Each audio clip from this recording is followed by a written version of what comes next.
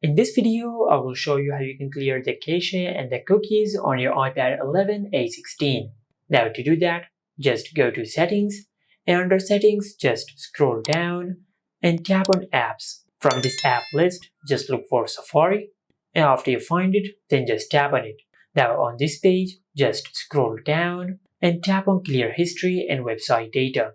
Now if you want to clear all the history of Safari, just select All History, and also if you want to close all the tabs in Safari, just enable the toggle for Close All Tabs. Now once you have done that, then just tap on Clear History, and by doing that, you will clear all the history and the website data of your iPad.